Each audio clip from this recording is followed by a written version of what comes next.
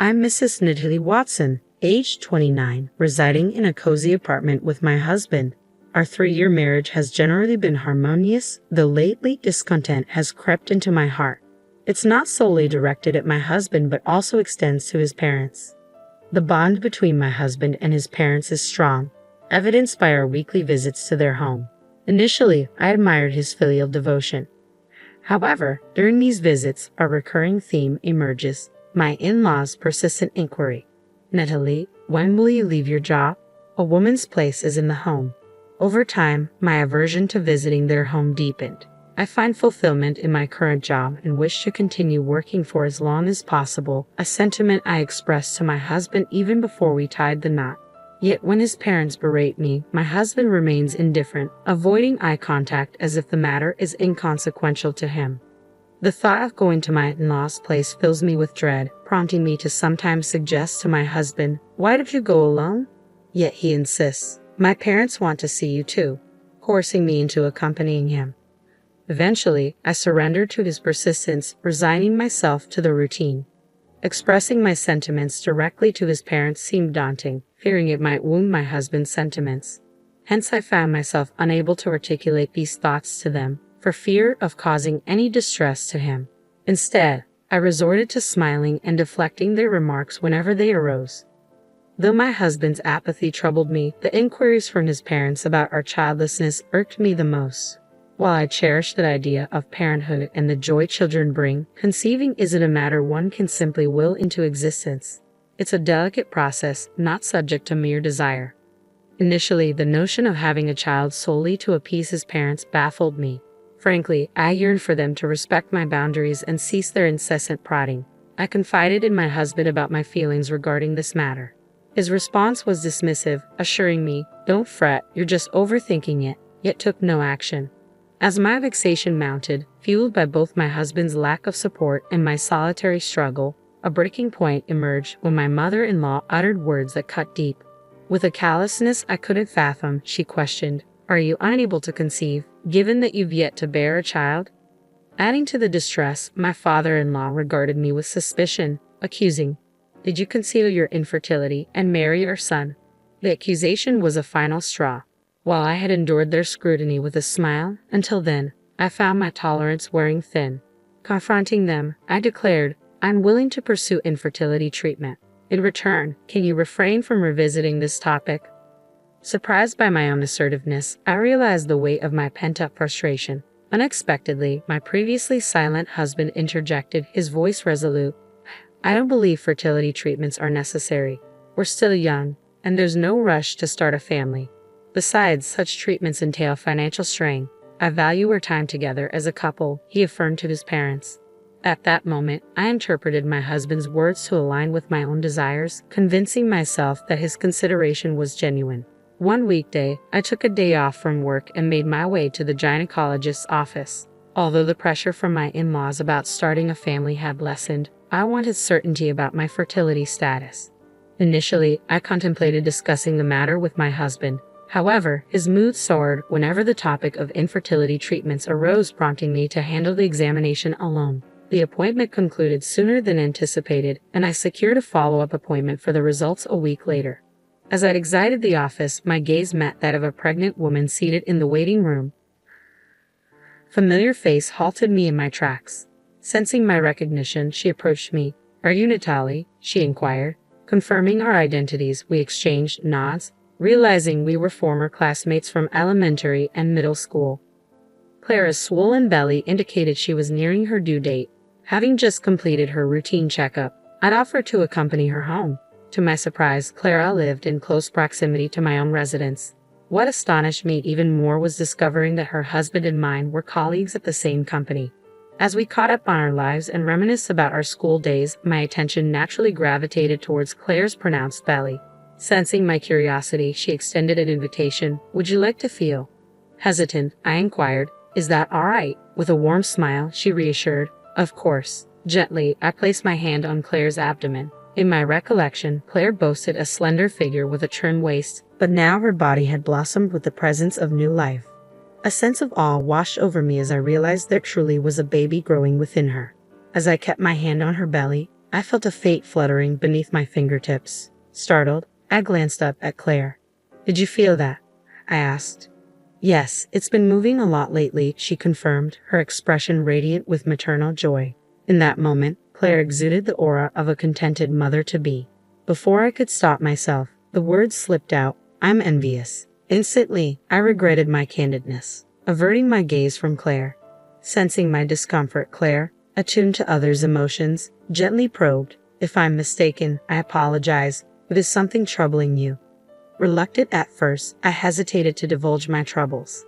However, sensing Claire's sincerity, I realized I couldn't mask my feelings from her perceptive eyes. Thus, I opened up about the challenges I face with my in-laws and the longing for children. Once I began sharing, the floodgates opened, and I poured out everything, even detailing the fertility tests I underwent earlier that day at the clinic.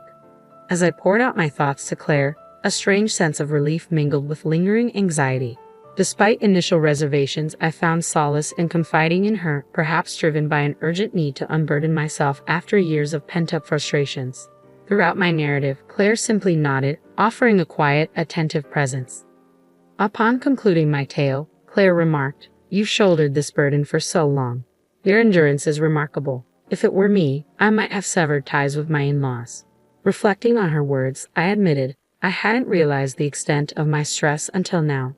Sharing with you has brought some relief, Claire, and knowing my husband supports me is a small comfort. Despite my attempt at levity, Claire's demeanor remained somber. I was taken aback by Claire's expression, unsure of the reason behind her solemn demeanor. Calling out her name, I urged her to share her thoughts.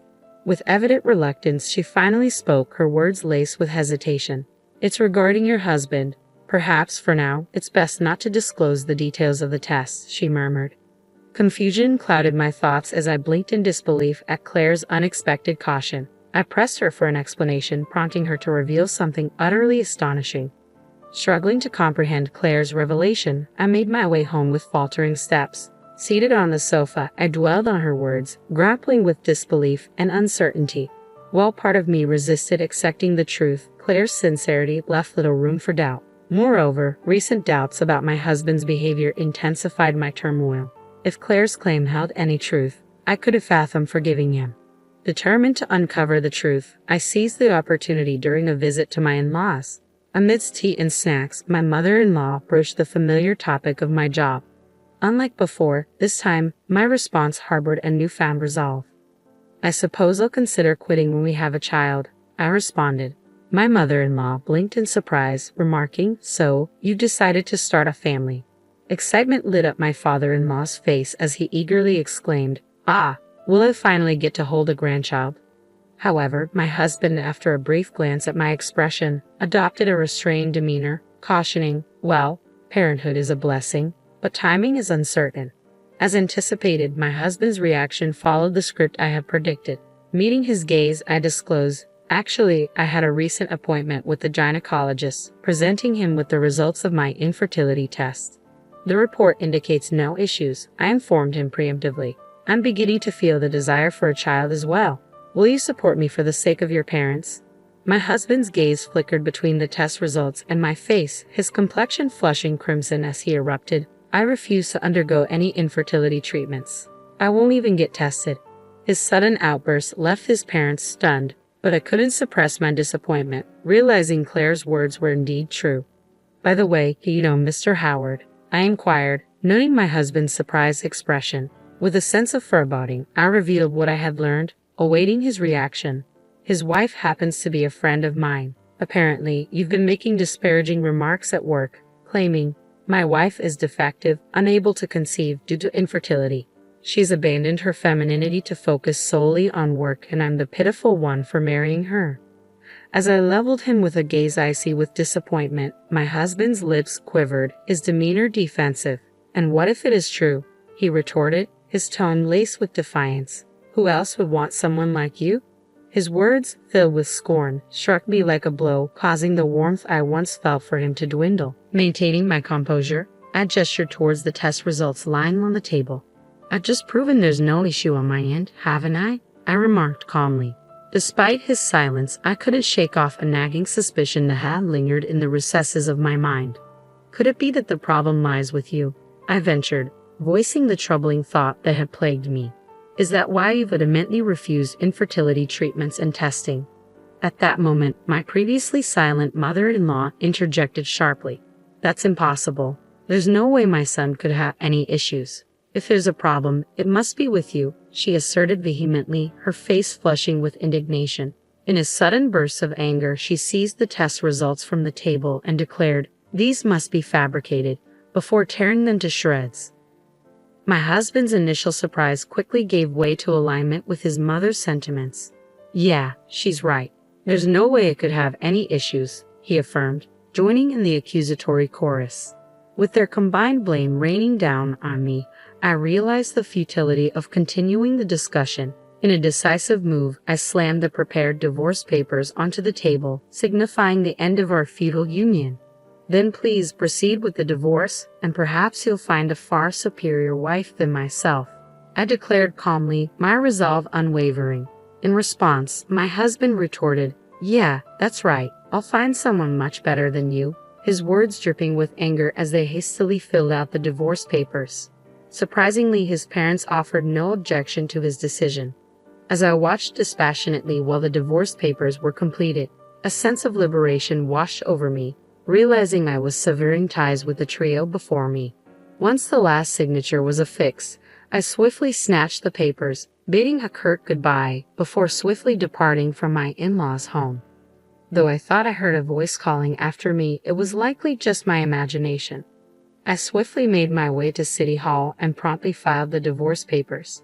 Within a matter of days, I efficiently relocated from the apartment we once shared to my company's dormitory, having long prepared for this inevitable step.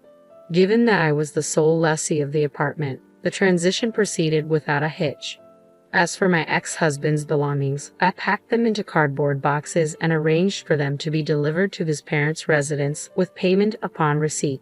Settling into my new life at the company dormitory, I was taken aback when I received a call from my ex-husband. Curious as to his intentions, I answered the phone, only to be met with a barrage of accusations.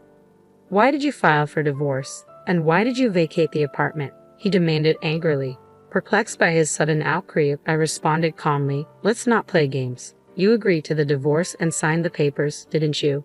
As for the apartment, I've moved out because it's no longer necessary, considering our divorce and my sole responsibility for the lease." Despite my attempts to reason with him, my ex-husband remained obstinate. "Revoke the divorce. Let's start anew with marriage papers. Where are you staying now? Let's reunite," he persisted, spouting increasingly ludicrous proposals. Exasperated, I reached my limit and declared, "Enough. I'm ending this call. Do not contact me again." Attempting to terminate the conversation, I prepared to disconnect, only to be met with a threat from my ex. "If you won't disclose your location, I'll visit your workplace," he warned ominously. At wit's end, I sternly retorted, "Any disruptions you cause will only reflect poorly on you," before abruptly ending the call. Despite my hopes that he wouldn't resort to drastic measures, I took precautions and confided in my boss about my ex-husband. Neither my boss nor I anticipated any trouble, but to our dismay, he caused a disturbance at the company. I was mortified to learn from the security guard that he had caused a scene in the lobby, necessitating police intervention. Filled with shame and regret, I found solace in the empathy of my coworkers who reassured me that ending the relationship was the right choice. Later, I was informed by Claire's husband that my ex-husband had attempted to shift blame onto me when news of the police incident reached his workplace. Thankfully, Claire's husband set the record straight, exposing the falsehoods my ex-husband had been spreading about me. It appears he struggled to continue working at the company and ultimately resigned. Chances are, my now unemployed ex-husband has returned to his parents' home, seeking solace from them. Though it might evoke some pity, supporting a jobless and divorced son could prove challenging for them. Nevertheless, his situation no longer concerns me as he's become a stranger. Since then, I've enjoyed a life free from unnecessary stress, dedicating my days to work. With more time and resources at my disposal, I occasionally visit Claire to check on her and make plans to spoil her baby. She often finds my gestures amusing, shaking her head at my antics. As for remarriage, it's not something I can consider at the moment. However, I hold on to the hope that one day I'll have the opportunity to build a happy family of my own.